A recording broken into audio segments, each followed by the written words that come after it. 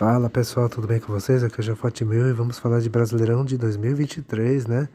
E um detalhe, tá? A gente falar desse 23, não falaremos o de 2024, porque já tenho em vídeo já feito em 2024, inclusive eu fiz naquele mesmo ano que acabou o campeonato, né? Portanto, 2024 não será necessário reprisar, né? E 2025 a gente encerra então, né, a série de Brasileirão. Aí é claro, né, quando tivermos o campeão de 2026 a gente vai falar, claro, né. Mas o assunto é Brasileirão 2023 e aquele campeonato foi um dos mais malucos e imprevisíveis, né, que tivemos nos últimos anos, né. Desde então, né. Acho que a última vez que tivemos um campeonato tão maluco, tão equilibrado, principalmente na parte de cima, né, foi lá em 2009, né? Quando tivemos ali na última rodada ali 4 times brigando pelo título, né? Enfim. Mas em 2023 a maluquice foi maior, porque faltando, por exemplo, 4 rodadas para acabar o campeonato, tínhamos 6 times brigando pelo título, com uma diferença mínima de pontos, para vocês verem, né? E isso tudo foi culpa do Botafogo, né? Bom, a gente vai chegar na parte do Botafogo. Mas quem foi o campeão de 2023 foi o Palmeiras, né? O Palmeiras foi o campeão em 2023, né? E o título diferente de 2022, o campeonato de 2023 do Palmeiras foi um campeonato onde o time, né, conseguiu uma arrancada histórica ali, faltando ali 10 rodadas para acabar o campeonato, né? E o Palmeiras conseguiu tirar 13 pontos de frente, né, do Botafogo, né? Ou seja, o Palmeiras estava faltando acho que 11 rodadas para acabar o campeonato, estava a 13 pontos do Botafogo, né? E o time conseguiu retirar essa diferença. E graças também ao Botafogo que teve uma queda absurda no segundo turno, né?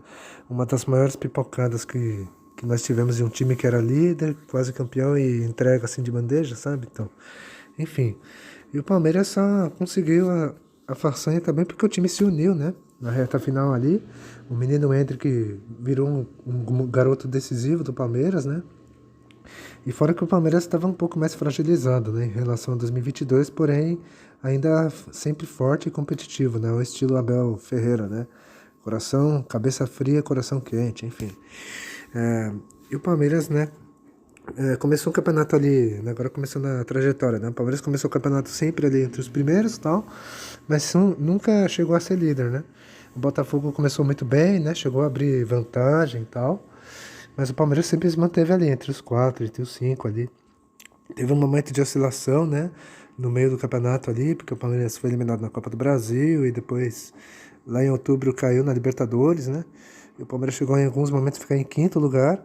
E a torcida alviverde, né? Sempre exigente, pensou, título já era, né? Agora temos que terminar pelo menos em quarto lugar, né? Pra conseguir vaga direta para Libertadores, né? Pra fase de grupos, né? Porque a diferença estava aqui, 12 pontos, 13 para o Botafogo, né? Faltando acho que 12, 11 rodadas para acabar. Quer dizer, não ia conseguir, né? Mas foi a partir daí que o Palmeiras começou a arrancar, né? Na 27ª rodada, se não me engano, né? O time conseguiu uma goleada histórica, né? Na 28ª, de 5-0 sobre o São Paulo, né? O Palmeiras tinha sido eliminado pelo São Paulo na Copa do Brasil, né? 3 meses antes. E no finalzinho de outubro o Palmeiras se vingou com maestria, né? Do rival que um mês atrás havia acabado de ser campeão da Copa do Brasil, né? E o Palmeiras enfiou 5-0 no São Paulo. E ali começou a arrancada do Palmeiras, né? E o Botafogo nesse momento já estava em queda, né? Na tabela, né? E aí os dois times se enfrentaram, né? Na 31ª rodada, se não me engano, no estádio Newton Santos, né? E o Botafogo estava com um jogo a menos, né? Teve um jogo adiado ali. E o Botafogo estava com, acho que com 9 de frente pro Palmeiras, né? Não vou lembrar a margem aqui, mas acho que estava 9 pontos, né? E se o Botafogo ganhasse, né? Praticamente deixaria o Palmeiras quase sem chances, né, de título, né? Se houvesse empate, ainda haveria uma esperança pro verde, né? E se o Palmeiras vencesse, aí o campeonato poderia ficar em aberto, né? Ah, não, perdão, deixa eu corrigir aqui. Na verdade, tava 6 de diferença, né? Não 9. Corrigido. Tava 6 de diferença. Se o Botafogo ganhasse, dificilmente o Palmeiras conseguiria buscar. Se empatasse, ainda manteria tudo aberto, mas um pouco mais difícil. Mas se o Palmeiras ganhasse, aí o campeonato ficaria emocionante, né? E aquele campeonato foi. Aquele jogo foi um dos jogos mais memoráveis, né? Daquele Brasileirão 2023, né? E todo mundo se lembra, né? Tá recente na retina, né? O Botafogo fez um primeiro tempo histórico, né? Lembrou o Botafogo do primeiro turno, né? Onde o time abriu 3-0. Poderia ter feito 4, 5, fácil ali. Só que aí no segundo turno, no segundo tempo, o Palmeiras voltou com tudo, né? Voltou com aquela experiência de time frio, né? Que não se abala com nada e consegue reverter resultados impossíveis. E esse foi mais um deles, né? O Palmeiras diminui 3-1, né? O Botafogo tem um jogador a menos expulso, se não me engano, né? E aí o Palmeiras consegue diminuir 3-2 aos 37, empata aos 45, 3-3, e aos 50, nos acréscimos, quase no último lance do jogo, vira 4-3, uma virada histórica, épica do Palmeiras, né? E ali foi o que resumiu tudo, né? No restante do campeonato, né? O Botafogo decaiu de vez depois daquela derrota humilhante, né? E o Palmeiras cresceu de vez na competição. E aí não deu para segurar mais o time do Abel, né? E aí o Palmeiras seguiu no embalo, né? O Botafogo seguiu na queda. E a liderança do Verde foi na 34ª rodada, né? Numa vitória sobre o Atlético Paranaense. E aí o Palmeiras não largou mais a liderança, né? Mas é claro, né? Tava já à frente, mas estava perseguido por Flamengo, Grêmio, né? Atlético Mineiro, né? Botafogo já para trás já, né? E o Bragantino, sim, o Red Bull Bragantino também estava no páreo. Só que o Palmeiras seguiu firme, não perdia mais, né? Que se distanciou da galera, né? E aí o Palmeiras chegou na última rodada, né? Com uma grande diferença de pontos, porque ele estava 3 de frente para o Flamengo e Atlético Mineiro, né? Só que ele só perderia o título se levasse goleada, né? Do Cruzeiro e o Flamengo e o Galo goleassem seus jogos. Ou seja, teria que tirar uma P diferença de saldo de gols, né? Para perder o título. E o Palmeiras confirmou seu 12º título brasileiro no empate 1-1 com o Cruzeiro.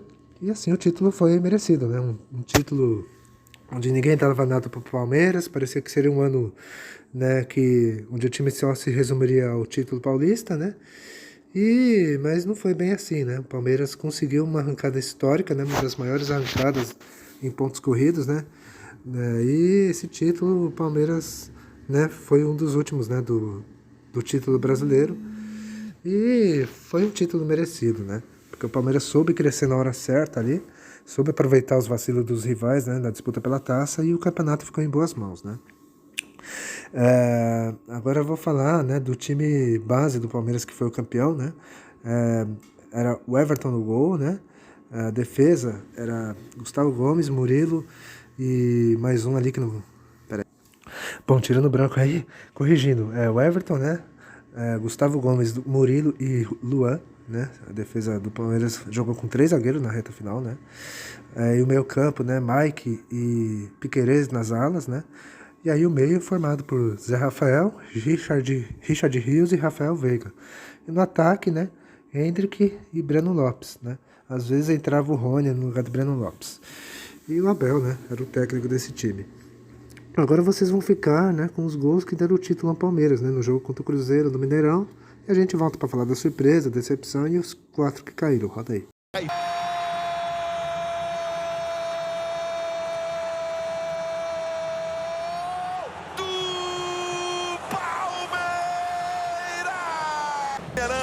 Lá no entorno do Allianz.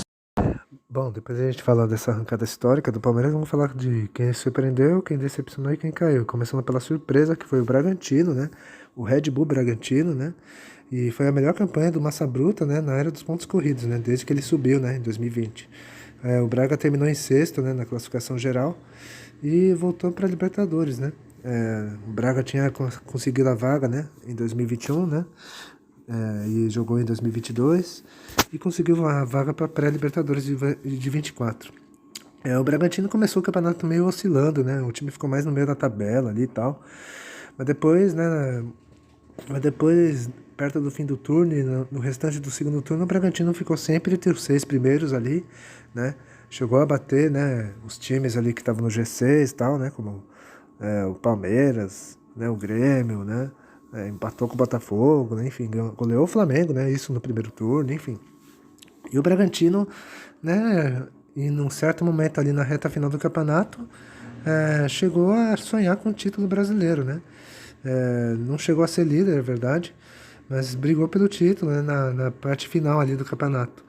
Na 33ª rodada, por exemplo, faltando 5 para acabar, nós tínhamos ali 6 times, né, brigando pela taça, para você ver como foi um campeonato foi maluco, né? E o Bragantino estava em terceiro com 58 pontos, só a 4 do Palmeiras que era líder, né? Que inclusive tinha assumido a liderança, acho que nessa rodada, se não estiver errado. E o Bragantino, né, tava ali brigando, né? Mas aí nas rodadas finais o Bragantino não ganhou mais, né? O time só fez 4 pontos de 15 possíveis e o Braga terminou em sexto lugar, né? O Bragantino teve destaques, né, nesse campeonato aí. Nomes ali como Eduardo Sacha, né? Outros nomes ali que o time teve ali, como Elinho, né? O garoto Elinho, Matheus Fernandes, né? O goleiro Cleito, que sempre tá firme há anos no Bragantino, né? Juninho Capixaba, que virou lateral. Enfim, fora que tinha o Léo Ortiz, zagueiro, né? Sempre cada vez mais, jogando cada vez melhor, né? Enfim, não era um grande elenco, mas os 11 titular ali do Braga, né? Treinado pelo Pedro Caixinha, né? Era um time competitivo que dava muito trabalho para os adversários, né? E aí, enfim, a vaga. E essa campanha do Braga foi muito destacável, né? Porque se a gente comparar a história, né? No Bragantino em Brasileirão, né? Todo Brasileirão, né?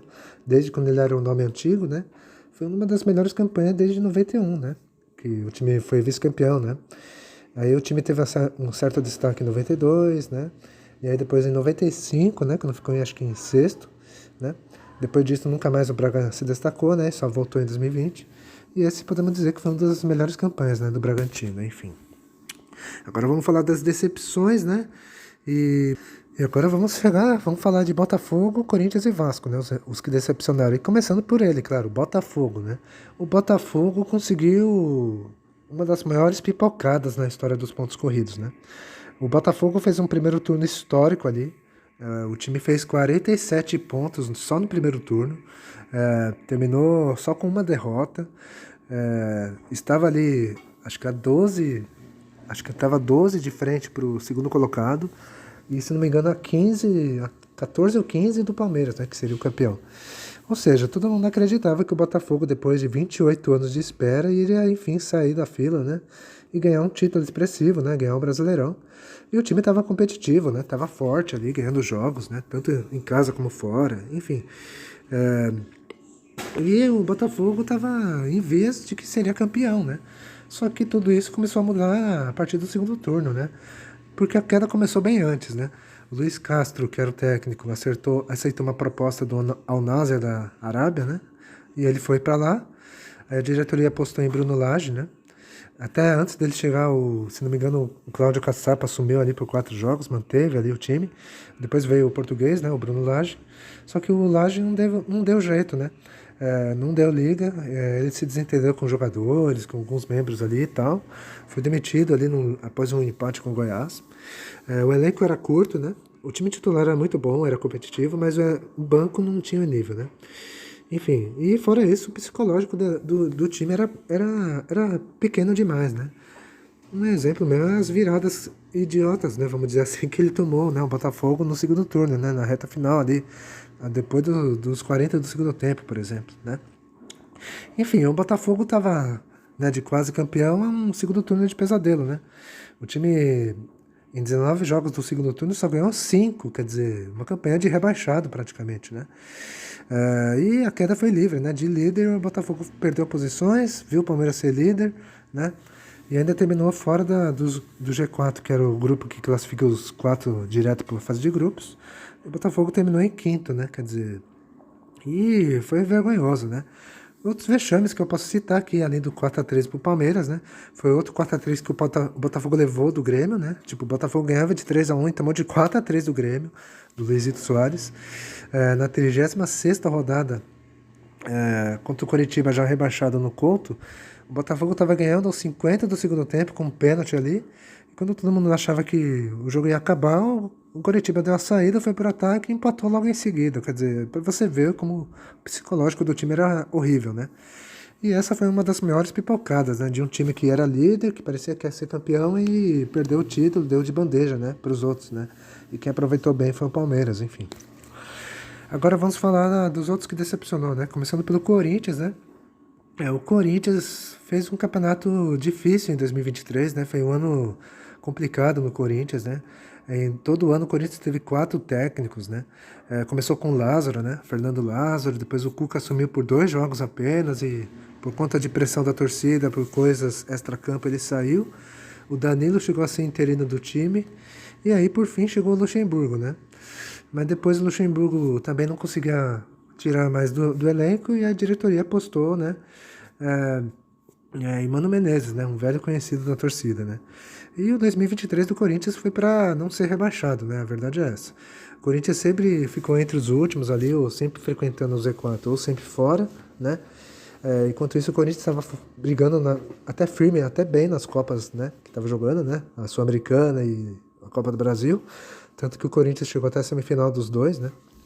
Só que no Brasileiro o time estava mal. Com o Mano Menezes, né, depois que saiu do Luxemburgo e tal, né, o Corinthians até melhorou um pouco, né?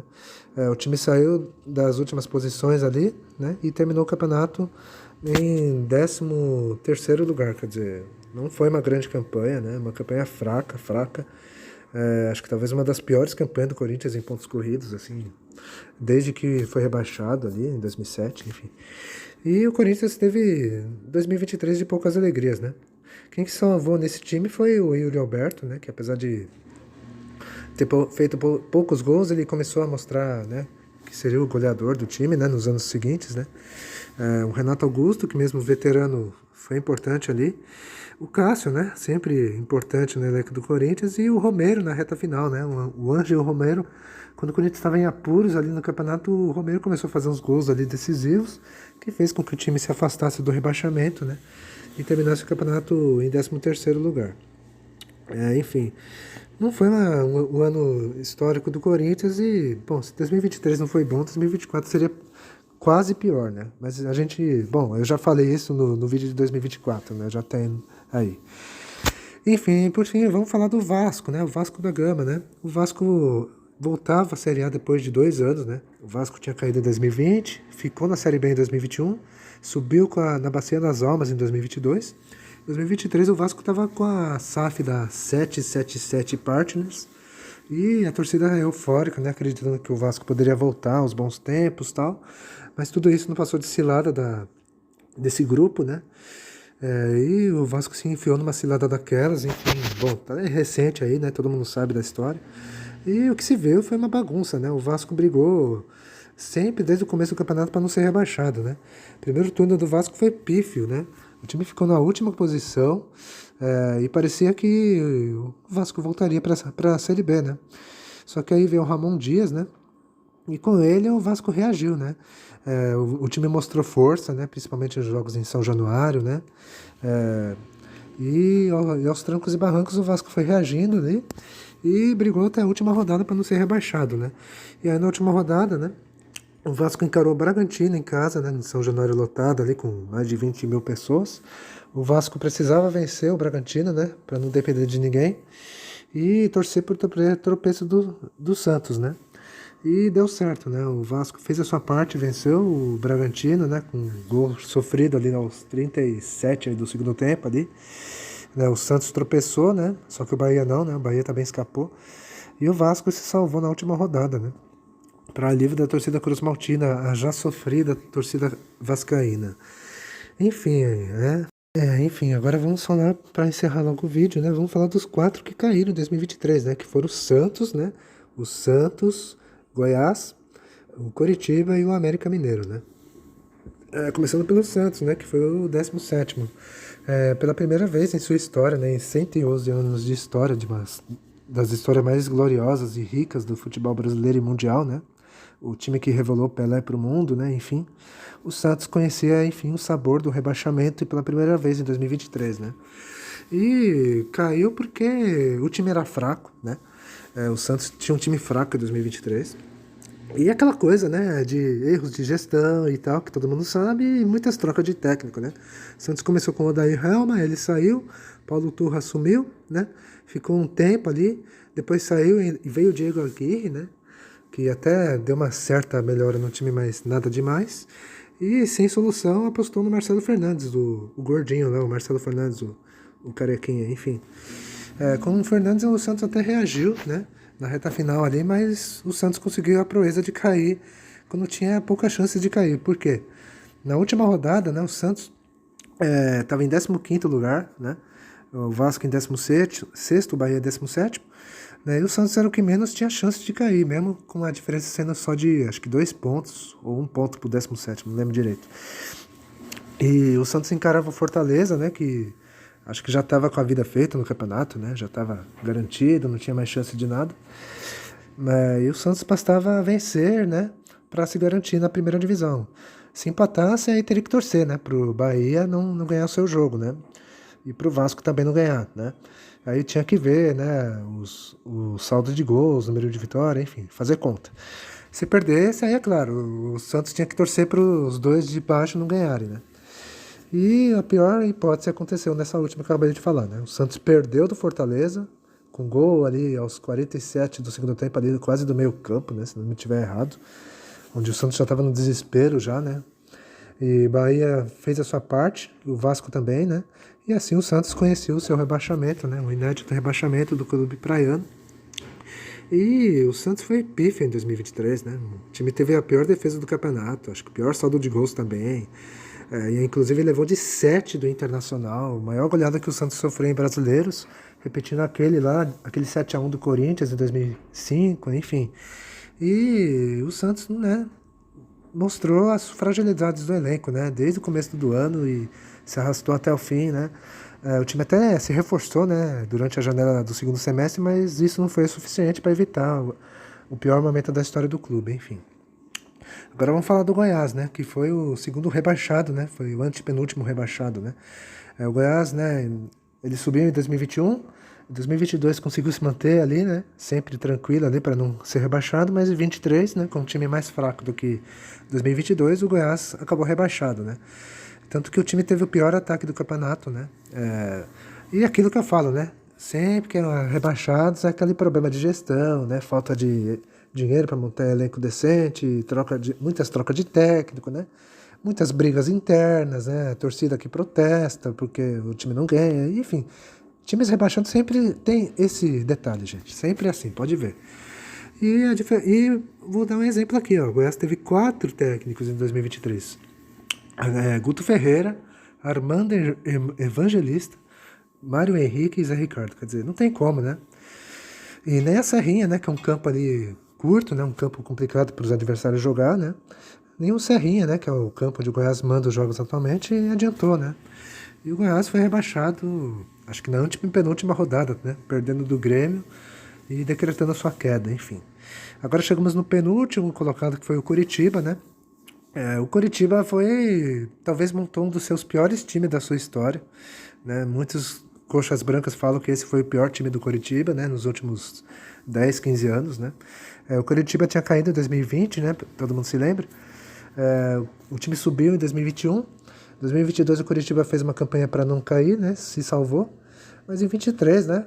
O Coritiba estava sendo dirigida pela SAF ali, né? Do Free Surf, não sei como é que fala o nome. Onde o líder é o Roberto Justus, né? Para quem não sabe, né? Então, é esse cara aí, o Roberto Justus, né? Famoso, né? Apresentador de TV e tal, né? Enfim. Só que em campo isso não se refletiu, né? O time fez uma pior campanha de sua história, acho que talvez uma das piores em pontos corridos, né? E o Coritiba caiu com 3 rodadas de antecedência, né? O time teve a pior defesa do campeonato, foi um saco de pancada no segundo turno, e teve 4 técnicos aí, ó. Antônio Oliveira, já vou falar aqui rapidinho, ó. Teve Antônio Oliveira, Antônio Carlos Zago, Thiago Kozlowski e o Guto Ferreira.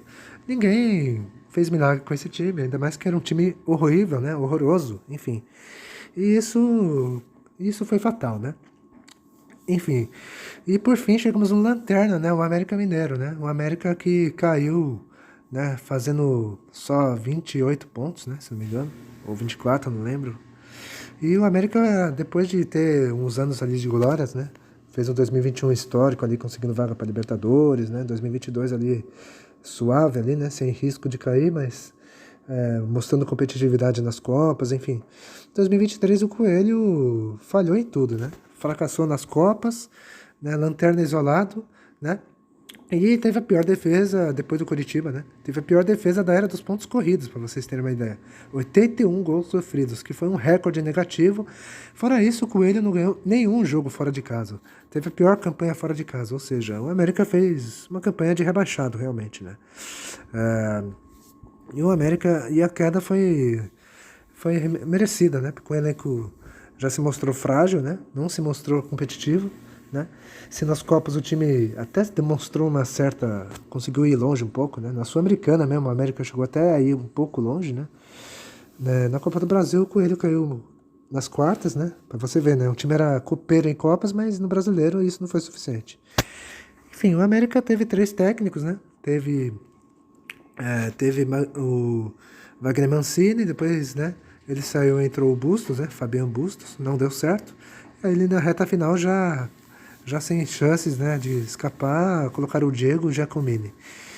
O América caiu na 32ª rodada, tá? O primeiro rebaixado, né, do campeonato foi o América, que caiu na 32ª rodada ao perder de 4-1 pro Grêmio. Enfim, né?